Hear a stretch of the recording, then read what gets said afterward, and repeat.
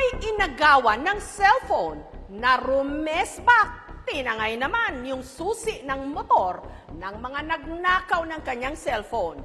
Plot twist ito na talaga namang kakaiba. Kanino kaya papanig ang batas? Ang lalaking ito hindi naman nagpatalo. Bilang ganti,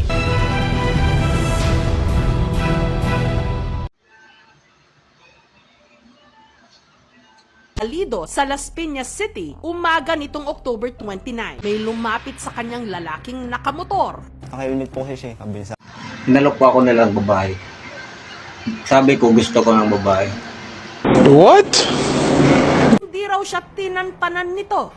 Sunod na ipinarada ng lalaki ang motor nito sa tulay at saka siya binalikan. Sa pagkakataong ito, may kasakasama na itong isa pang lalaki. Medyo maitim tapos medyo Di po ako natatakot.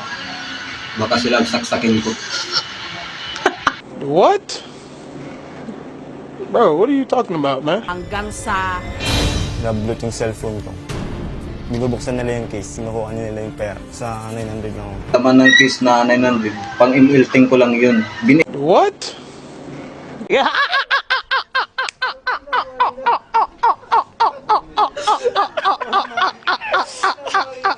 ang mga suspect nakipagnegosasyon. Sabi kasi nila sa Binigay sa akin ng susis para to daw mag-drive sa kanila.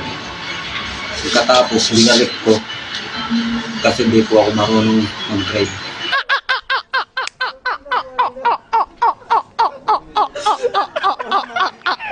Ay parawang lumapit sa kanya. sabi niya sa akin, ibigay ko na lang disusi para hindi na daw masakit. Bumalik yung babae, sabi na, sama ka lang sa amin, inom na lang tayo. Sabi ko na, wag balik yun yung cellphone ko.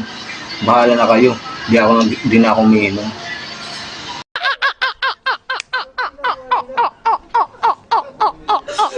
Napakapambihirang kaso po nito dahil ito po ay nangyayari lamang. Sinamahan kagad siya ng mga personnel ng substation to. Kasama si Mark Russell, agad binalikan ng mga pulis ang crime scene. At doon, nakita nilang may naiwan ngang motor. Sinubukan nilang gamitin yung susi, umandar.